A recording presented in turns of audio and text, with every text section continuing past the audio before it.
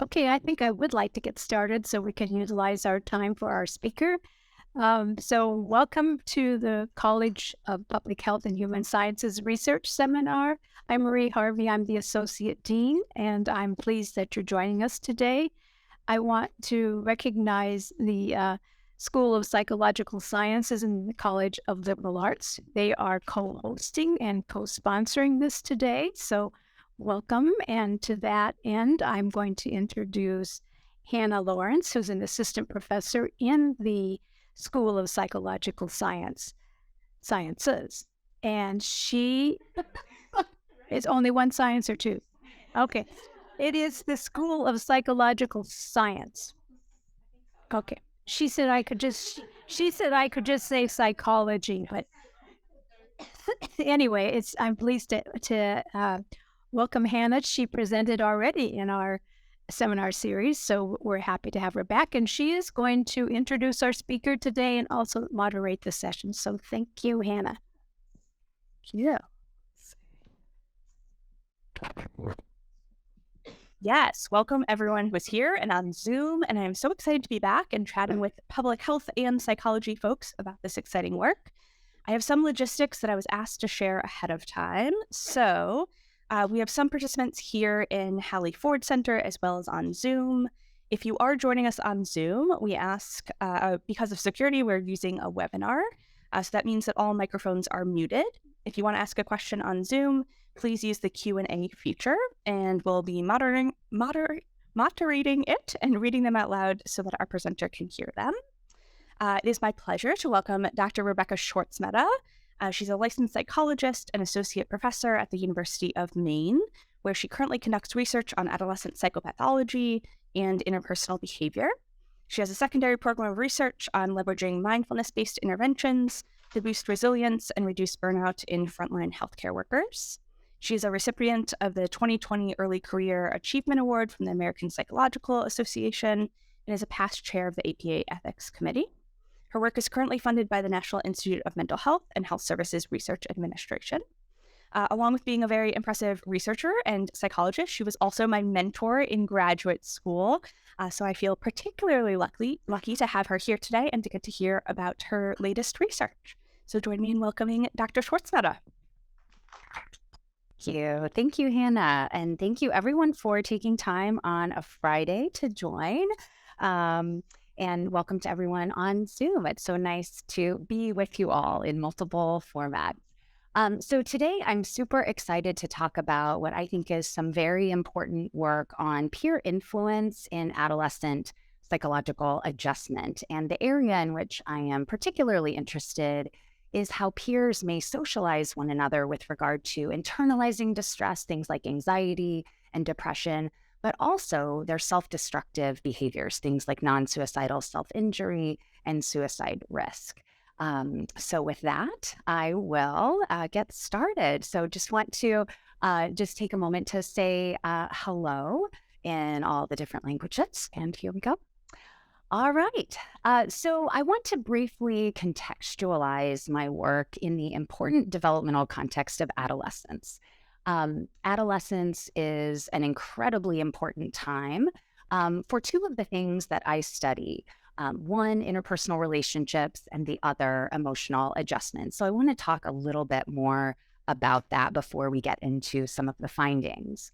So theory and research really underscores that it's at adolescence that close friendship relations become very, very important. Friendships are a social context in which youth learn a variety of emotion regulation and social skills. They also get a lot of social support and validation. And it's also a context in which they begin to hone not only their autonomy as they're separating from their families, but also their identities. It's also a time of enhanced risk for the development of several mental health concerns, such as depressive symptoms and self-destructive behaviors like self-injury and suicide. These issues on their own are, of course, distressing and impairing in a variety of ways, but they put youth at risk for a whole host of cognitive, emotional, social, and academic challenges and even subclinical symptoms, so symptoms that don't quite reach the threshold of diagnosis, can still cause significant distress and impairment. So how do these constructs fit together? So theory, starting in the mid-20th century, started to underscore the connection between these constructs.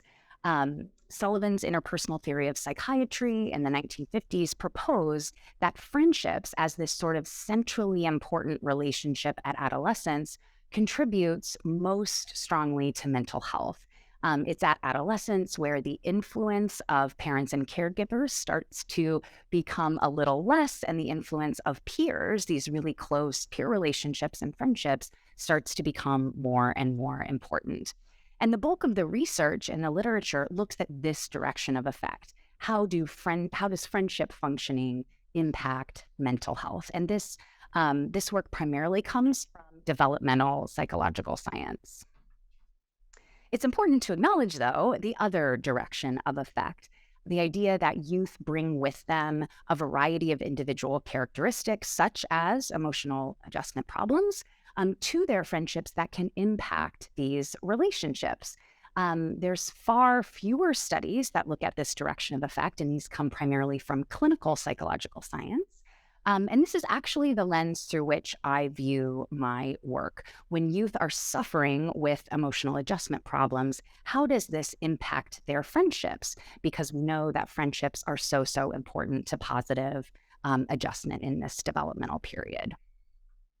Of course, it's essential to acknowledge that there may be, and indeed there are, transactional associations between these different variables. We really could start at any bubble in this very simple diagram and tell a story about how these things could be related. So for instance, we could talk about, Sally doesn't have a lot of friends or doesn't have friends that are high in quality or friendships that are high in quality, and so feels lonely and depressed as a result.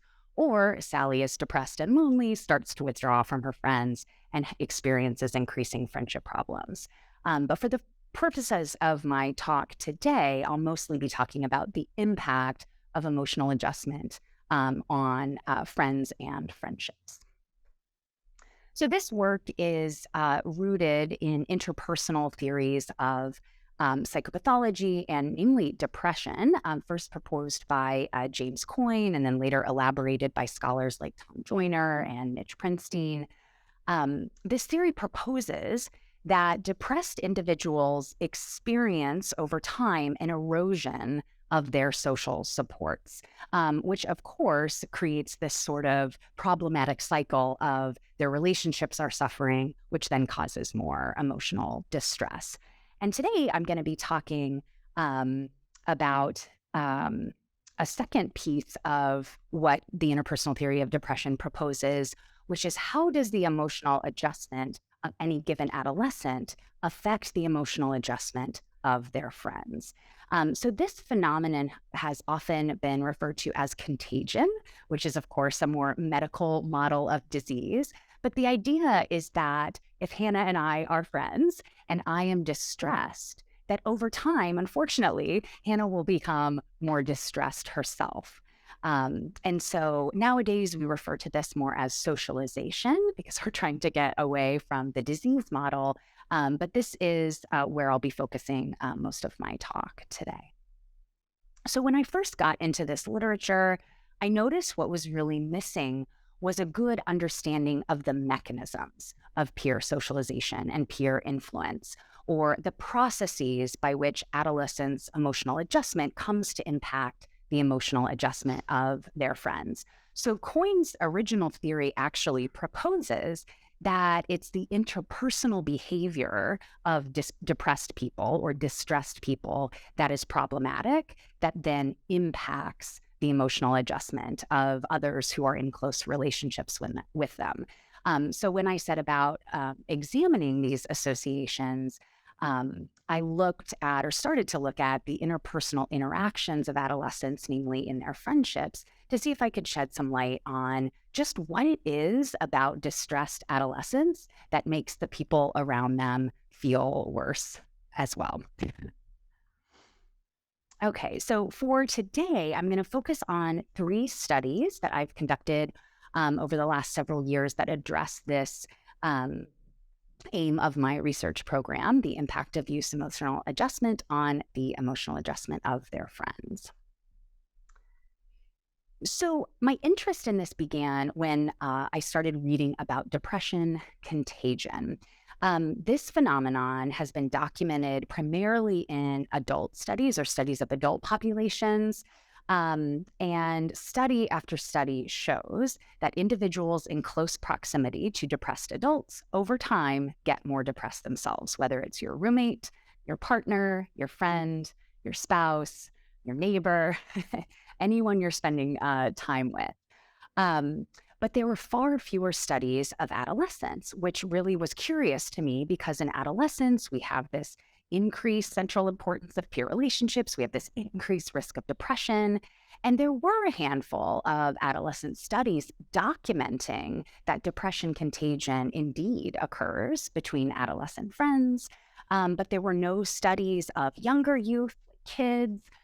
There were no studies of other symptoms that might be similarly socialized, such as anxiety. I don't know if you've ever hung out with someone who's really anxious, but sometimes you can start to feel more anxious yourself. Um, and of course, as I mentioned earlier, there was nothing documented about the mechanism, right? Is it just like sitting next to them for extended periods of time? Like, what is it that is happening in these interactions that might help to explain this phenomenon? So interestingly, there was some work on moderators of contagion. This comes primarily out of Mitch Prinstein's lab at UNC Chapel Hill. And he documented a couple of moderators of contagion effects in adolescence, namely that the closer the friendships were, the higher they were in positive quality, the more likely contagion was to occur. So you get this kind of trade-off. And this makes sense, right? High quality relationships, you're spending more time with people, with the people. It's just a more fertile ground for this socialization to occur. But the idea of mechanisms is really a separate process from the idea of under what conditions is contagion more likely to occur. So in thinking about mechanisms that may help to explain how youth socialize distress in their friends, there was a very interesting parallel from a researcher named Tom DeShawn, who is from Oregon. So it's very exciting to be here and talking about his work. So he studied how conversational behaviors or conversational processes between youth who exhibited deviant behaviors, so rule breaking, antisocial behavior, he would look at how they talked to their friends. And he found that the ways in which kids responded to one another in talking about their deviant behaviors actually predicted increases in deviant behaviors in both kids over time. So in thinking about mechanisms that might help to explain depression or anxiety contagion per se, I started to think about, well, how might youth sit around and talk about their worries, their concerns, their internalizing symptoms? It seemed really plausible that we could look at conversational processes. And I thought it might be indeed the way that kids talk together about their feelings, their sad feelings, their worried feelings, might contribute to increases in these internalizing symptoms over time. So I thought a likely candidate for examination might be co-rumination. So some of you may be familiar with the construct, of co-rumination, but this might be new to some of you. So the construct of co-rumination was first proposed and examined by Amanda Rose at the University of Missouri. And she defines this as extensive, repetitive talk about problems with a partner. In this case, this would be adolescent friends. And it's characterized by a couple of things: rehashing problems over and over again, speculating about all the reasons the problem may be and all the things that might happen in the future as a result of this problem, a real focus on how bad, mad, sad you feel about this problem. And because it's a dyadic process, there's this mutual encouragement, this dyadic contribution to this behavior. So if we think about the concept of cognitive rumination, going over and over in your own mind about worries and concerns, this is really a behavioral manifestation in interpersonal context of this ruminative behavior.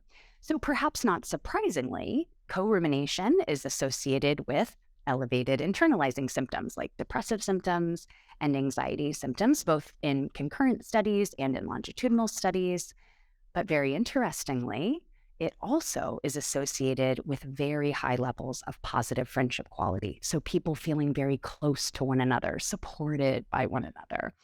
And so it's a very, to me, very fascinating construct because it has these trade-offs and is likely to be highly reinforcing to teenagers who are really getting into building this intimacy and emotional closeness with their friends.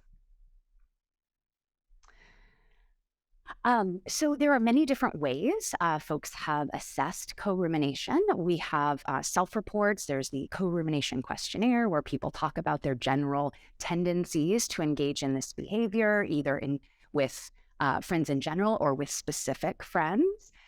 Sometimes we ask the friends also what they do with the kids.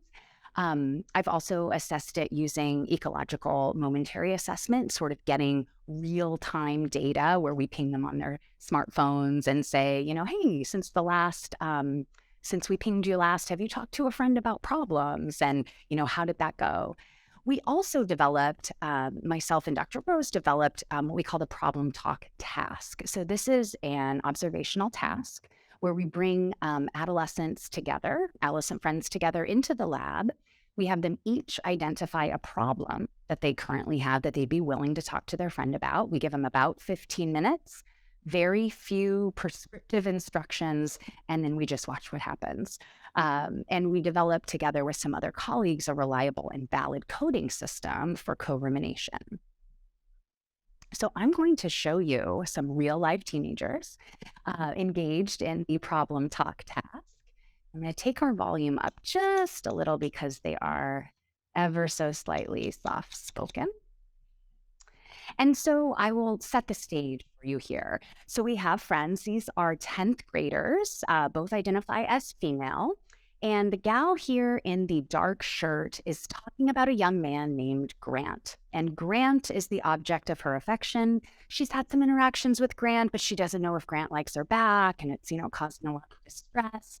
And her friend over here is, being supportive and engaging in this conversation. So I think everything else will be self-explanatory, but let's take a look at these guys. All right. So you saw a lot of things there. I'm just going to turn this down a bit. Okay. Yeah. So Grant, right? I mean, she just can't unstick herself from this issue. And you can perhaps understand how these friends feel close to one another, but she might feel worse about Grant after this conversation. So I want to talk about a study of co-rumination that I conducted with a sample of about 320 children in the 3rd and 5th grades. And then we had an adolescent sample of about 230 7th and 9th grade students. About half female identifying, and they were paired through what we call sociometric friendship nominations, where they get a list of all of the kids in their school. They tell us who they're friends with, who their close friends are, and then we use a really cool computer program that Hannah helped us with to match them into mutually exclusive friendship dyads that were reciprocal. We assessed them using 2 questionnaire assessments in the study about 6 months apart. They reported on their depressive symptoms, their anxiety symptoms. They told us about how often or how much they tend to engage in co-rumination. A sample item from the co-rumination questionnaire is, if one of us has a problem, we'll talk about that problem rather than talking about something else or doing something else. And one of the things I wanted to test in this study was, okay, is it just sharing thoughts and feelings that is responsible for this potential transmission of distress? Or is it this more extreme form of self-disclosure that is co-rumination? So self-disclosure traditionally is associated with better emotional adjustment, this kind of balanced back and forth. I share how I'm feeling, and then we might move on after a while and go, take a walk or do something fun. Whereas co-rumination is this more extreme variant of self-disclosure that is quite negatively focused. So in this study, we were testing actor-partner interdependence models. So these are multi-level structural equation models that test both within-person stability of depressive symptoms and then controlling for that within-person stability. What is the impact of the partner's emotional adjustment on the child over time? So panel A shows just the basic model. You can see the B1 path coefficient. That's the within-person stability of depressive symptoms over time, whereas the B2 coefficient is indeed that contagion or partner effect. Importantly, we control for, and as you can see in panel B, we have very high within-person stability of depressive symptoms over time, so we control for that. And then we also control for this initial covariance. You see this 0.14. This is what we call a selection effect or initial homophily. So friends, as you might imagine, tend to be more similar to one another than non-friends. So we wanted to control for that initial similarity between friends with regard to their depressive symptoms and really just isolate this contagion effect. And you can see in panel B here, yes, okay. This 0.05 is a small but significant partner or contagion effect, meaning that over and above the initial similarity between friends and over and above that within-person stability of depressive symptoms over time, we do see a small but significant contagion effect. So the panel B here, this is in the full sample, and I include panel C here of this figure to show you the contagion effect just for adolescents, because what I was interested in next testing is, does co-rumination mediate this effect? Does initial distress predict a greater engagement in cognitive behavior, which then predicts more depressive symptoms over time? Stealing a little bit of my own thunder here, not presenting the child model, we do see depression contagion in children, so that was interesting in the 3rd and 5th graders. But co-rumination did not significantly mediate depression contagion in kids. So we're still on the hunt for another mechanism there. But it did in adolescents. So I want you to pay close attention here to what happens to this contagion effect when we throw co-rumination in the model. So this is a busy model. Believe me, I left out many of the paths so that you can see it even better. But you can see here that the contagion effect is slightly reduced and becomes non-significant when we include co-rumination in the model. So initial distress predicts increased co-rumination, and co-rumination at the dyad level then predicts increases in both youths' depressive symptoms over time.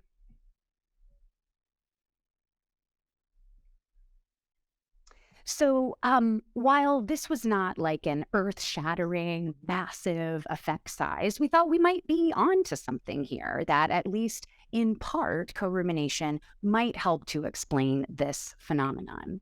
I also mentioned that there were no studies of other contagion of other types of symptoms. So in this paper, we also tested anxiety contagion effects in the child and adolescent samples. We did find a gender identity difference here, such that anxiety contagion seemed to be relevant for girls, but not our male identifying individuals, and for adolescents, but not younger children. So when we move to then test to see whether co-rumination might mediate this anxiety contagion effect as it did for depression, we excluded the younger boys in the sample because there was really not a lot of contagion going on for those 3rd and 5th grade male identifying individuals. So here's the contagion effect, basic contagion effect of 0.10 in the sample excluding our younger male identifying kiddos. And you can see again, it gets reduced and becomes non-significant when we throw co-rumination in the model. So again, not the biggest effect size any of us have ever seen, but we thought we might be on to something, that there might indeed be something about this interpersonal interaction that might help to transmit, if you will, symptoms between friends. Now, you'll recall I was really interested in testing whether it was this extreme, more negative variant of self-disclosure that was responsible for contagion, or just any old normative self-disclosure, right? Just talking with friends. And I don't have any complicated models up here because the answer is no, it's not self-disclosure. So depressive symptoms depressive anxiety symptoms were not significantly correlated with self-disclosure. And so we couldn't test for mediation because they were just simply unrelated to these forms of internalizing distress, which is very consistent with the literature that normative self-disclosure, this kind of moderate amount of sharing thoughts and feelings, doesn't seem to be associated with emotional problems. It's rather associated with positive adjustment.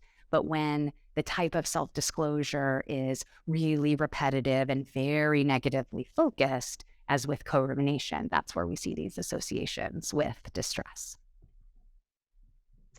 I want to move to a second study conducted with a colleague at UConn, in which we were very interested in replicating these both socialization or contagion effects, but also seeing again in a different sample, okay, does co-rumination still mediate these effects? Because again, effects were small. This was the first study documenting a mechanism. So that was one goal, to replicate the basic contagion effect and the mediation by co-rumination. We also wanted to see if we could identify conditions under which mediation of depression contagion was most likely to occur. And so we looked at three factors. One characteristic of the adolescent themselves, a characteristic of the friend, and a characteristic of the relationship. So in terms of the adolescent themselves, there's a really interesting literature on empathy. And we know, we hear empathy and we're like, oh, that's a good thing.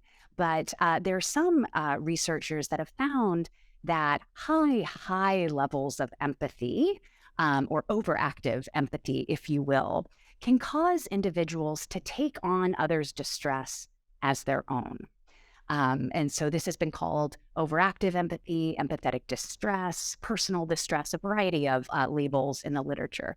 So we thought that adolescents with these high levels of empathy for their friends who might be distressed over time might be more likely to experience socialization of distress in these friendships. We also thought that adolescents with friends who engaged in certain interpersonal behaviors like seeking a lot of reassurance, like, do you really like me? Are you sure you really like me? Does that person really like me? That might be a little bit tiresome for the adolescent to sort of repeatedly provide this reassurance in the context of these swirling, distressing conversations. So we looked at a construct called excessive reassurance seeking, thinking that adolescents with friends who did a lot of this reassurance seeking might come over time to be more distressed themselves. And then we wanted to test what Dr. Princey and his colleagues have found, that maybe it's these very high quality friendships also that are more likely to both engage in co-rumination and then see these social contagion effects. So in this study, we had just under 500 adolescents, again, paired in mutually exclusive friendship dyads. These guys were assessed 9 months apart, again, reporting on their depressive symptoms, their co-ruminative behaviors with the friends that they were paired with, this overactive empathy or personal construct, excessive reassurance seeking, and positive friendship quality. Again, leveraging these actor-partner interdependence models, this time using, again, a structural equation modeling approach, but in M+ this time, and then testing these moderated mediation effects or conditional indirect effects to see if these certain characteristics of the adolescent, their friend, or the friendship would facilitate higher levels of socialization via co-rumination. Okay, so I don't have figures that show you, but you can take my word for it, that we were able to replicate that basic contagion effect. We were able to replicate the mediation by co-rumination effect. And then what was really exciting about this project was looking at those conditional indirect effects. So under what conditions was co-rumination most likely to facilitate contagion?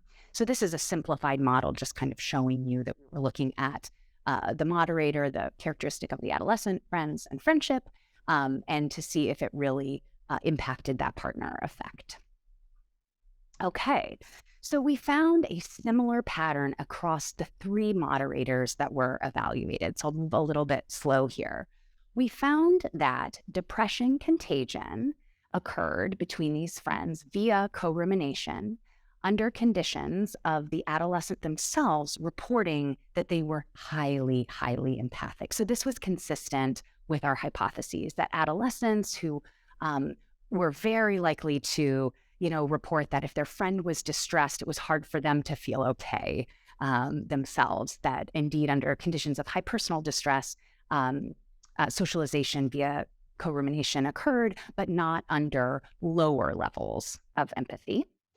In terms of the characteristic of the friend, adolescents whose friends were engaged in high levels of excessive reassurance seeking also reported greater contagion effects via co-rumination, consistent with hypotheses, and consistent with past work, that these high quality friendships were the places where we were really seeing co-rumination facilitate depression contagion. So this was really exciting. I mean, not exciting because we don't want kids to be upset, but exciting in the research. Okay.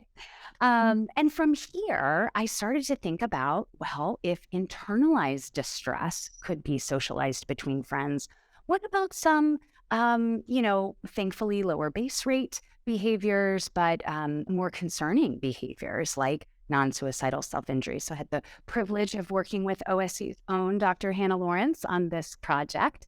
And we collected 3 waves of data in an adolescent sample looking to see if self-injury was socialized within adolescent friendships. So as you may be familiar with, non-suicidal self-injury, which is intentional self-harm without the intent to die, is highly prevalent in adolescents.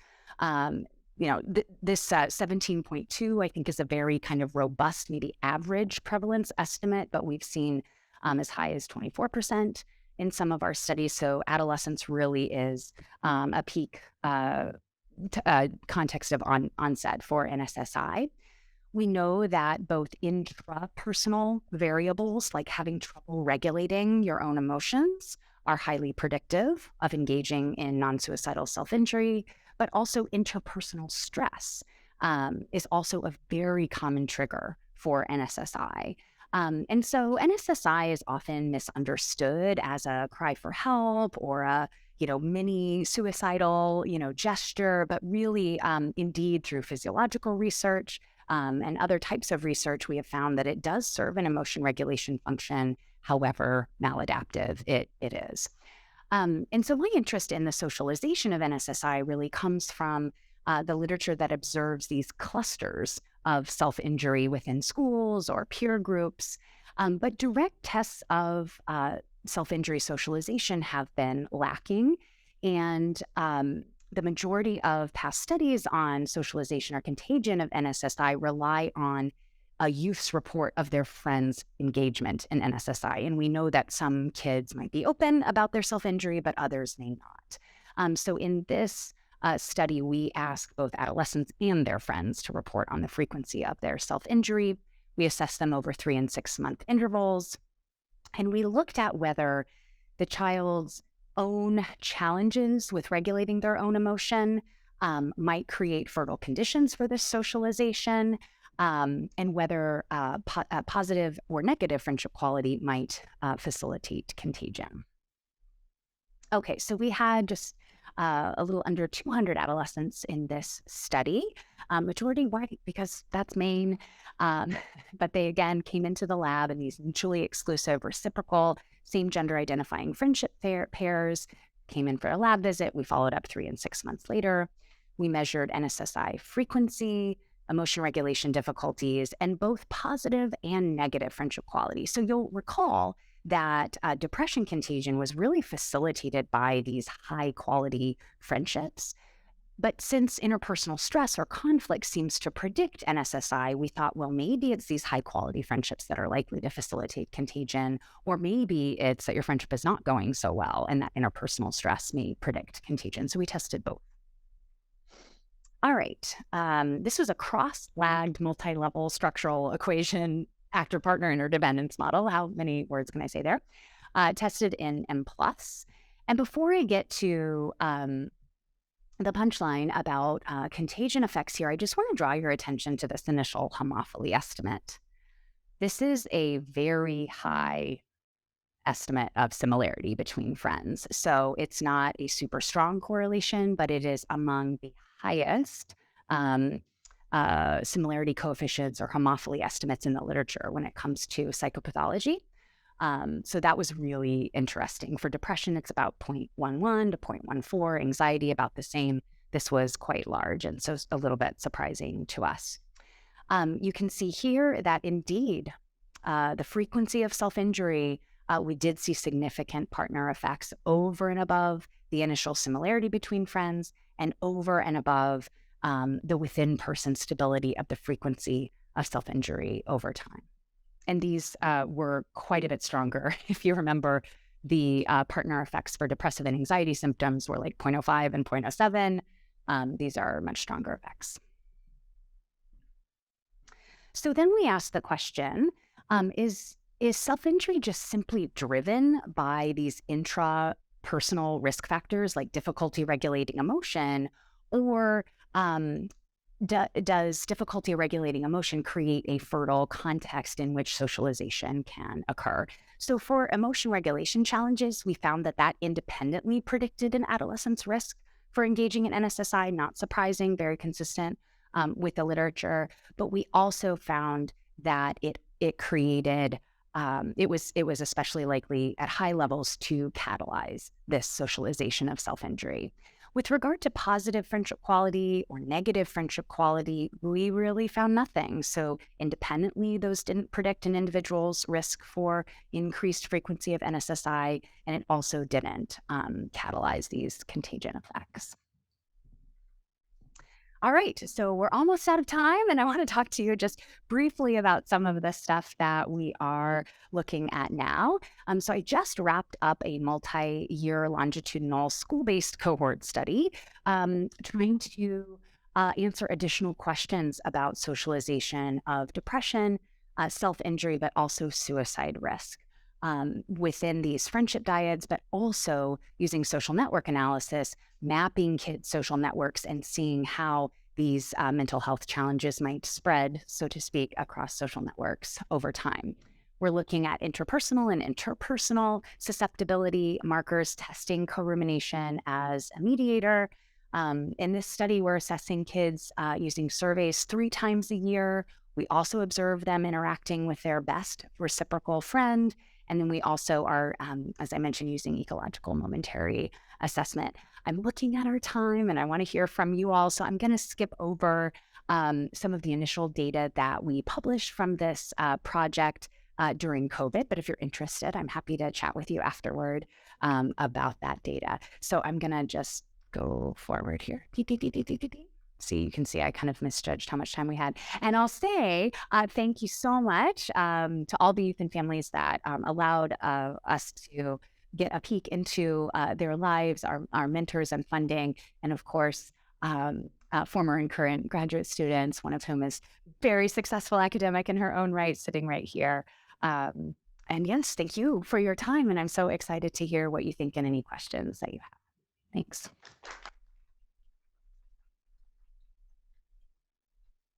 I will start in question here. Thank you. I have several questions, but I'd like to start by asking about gender and cultural differences. NSSI expression or in gender. And did you take that into account all you've been look for that? Yes. Thank you for asking that question. Yes, gender identity as one of these potential moderating variables of all of these effects is very both interesting to me and very relevant because, as you aptly noted, there are mean level gender differences in just about everything that I talked about today. So depressive symptoms we see in female identifying individuals being higher than in males. We see positive friendship quality reported at higher levels in female samples. NSSI, well, yeah, we can talk about that. There's some mixed evidence.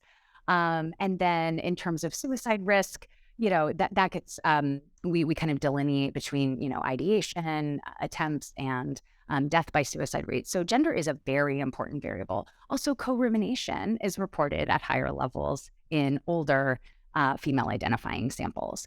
What we, with the exception of the gender differences in the models that I presented for anxiety contagion, we did not see gender differences in these effects.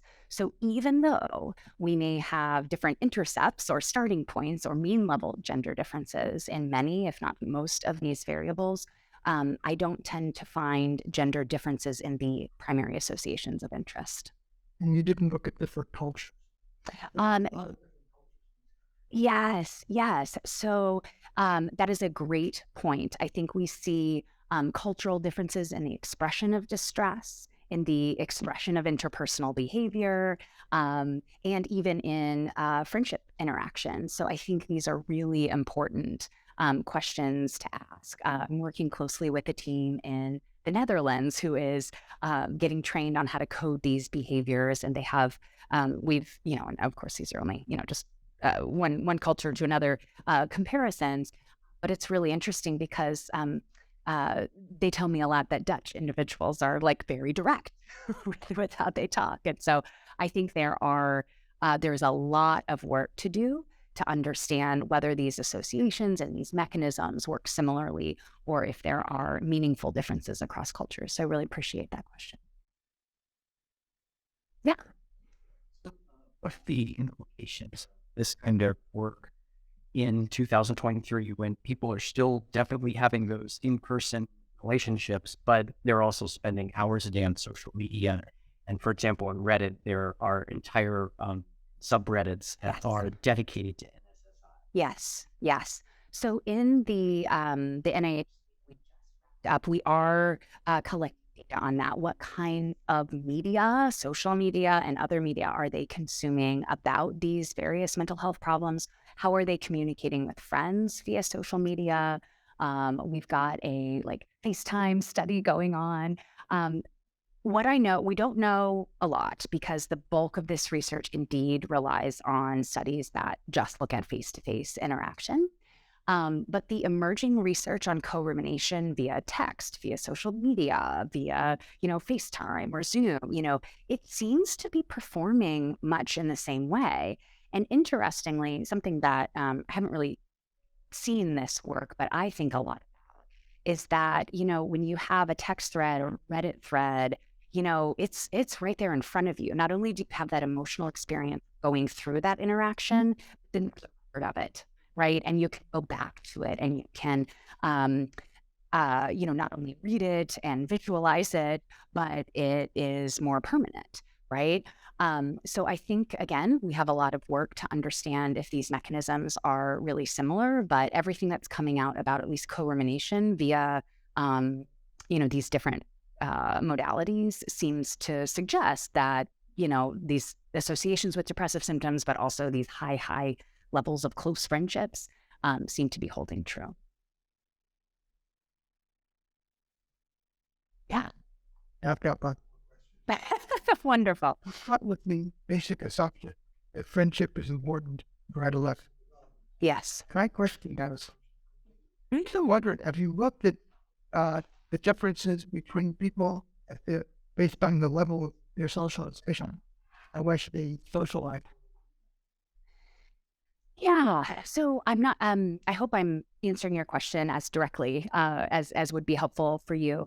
I think that we see lots of cross-sectional and longitudinal positive correlates or associations with the number of friends that kids have and the quality of their friendships, as well as peer group level variables, like whether or not the child is generally accepted by the peer group or whether they are rejected or neglected by the peer group. And the thinking is, and this is supported by I think probably 6 or 7 decade point of peer relations research is that, it's really important that kids build on the set of skills they get in their character relationships, early attachment relationships, and they seem to carry those skills into this peer relations context, which then sets the stage for, romantic relationship skill development. And so when kids don't have any friends, and are rejected by the peer group, we see a lot of challenges, deficits, etc. Now, interesting, it doesn't seem to be friends. Really, just is that you need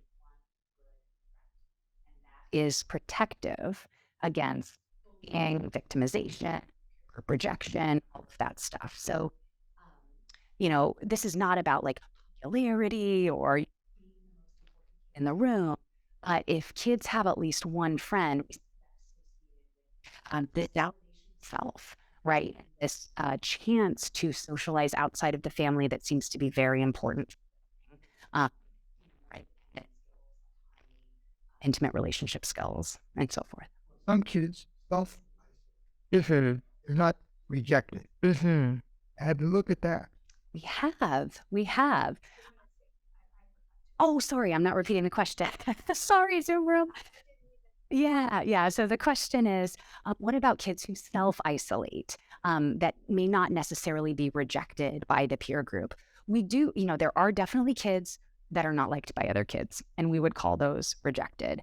Then we have kids, typically these are depressed and anxious kids who think that other people don't like them, but they are not actually disliked by other people.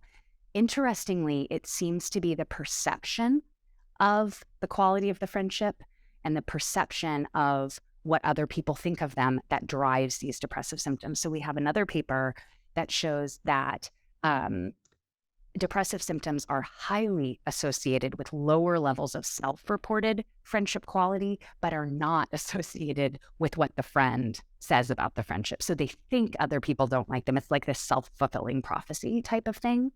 And that seems to drive depressive symptoms in those kids that have those cognitive biases. So we're here needs to be a little bit of the quality doing. Okay. It should help with those things. How's this? Yes. Okay. Sorry about that. And then just here before we take a look at Zoom. Yes. Thank you. Kind of related to that, I'm wondering if you have information about kids who are homeschooled that might not have had as much opportunity for social interactions, and then related to that, co-rumination within family relationships. Thank you so much. The question was, what about homeschooled kids and opportunities for socialization? And then a second question about what about co-rumination in families? So I am not, I will self-proclaim, I'm not an expert on homeschooled children or children who have been homeschooled. But I think the popular perception that they don't have as good of social skills as kids who are, maybe in mainstream education, I don't think that that is supported by the research. And, the stuff that I was talking about earlier, like if they have one friend, right? That seems to be very important and essential for socio and emotional development. I didn't talk about sibling relationships at all, but, sometimes, they might be homeschooled alongside siblings. Sibling relationships are a very important context for social skill development as well. And oftentimes there are built-in opportunities for socialization for children who are homeschooled that seem to, not put that at any specific deficit socially. With regard to co-rumination in families, so this is very interesting.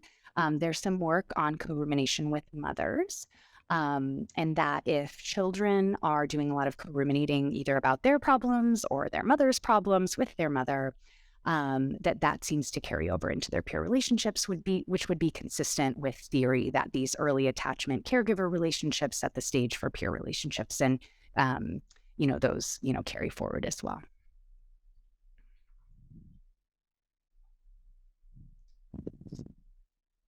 Any questions pop up on Zoom? Oh, just fix the mic issue. Okay, great. So Is the importance of co-rumination unique to adolescents, or do you see this in adults too regarding depressive symptoms? Great question. So is co-rumination just important to adolescents, or do we see this carry forward in development? We do see it carry forward in development. There have been a handful of young adult co-rumination studies with both friends and romantic partners, similar but slightly weaker effects with depressive symptoms. So this seems to be something that might peak at adolescence. I don't know if I can say that with empirical authority at this point. And then there have been some adult co-rumination studies in the workplace, which is really interesting, but also in romantic adult relationships. Because the majority of this work has been conducted with cisgender heterosexual individuals, we don't know a lot about non-binary identifying folks. We don't know a lot about non-heterosexual relationships. But given the very, very strong gender differences that have emerged from research on, binary gender identification of heterosexual couples, we find that there are some cisgender heterosexual women who identify as high, they really like to co-ruminate. And so if they are not able to do that with their cisgender heterosexual male partners, that can cause some relationship discord. And then they might co-ruminate more with their female identifying friends.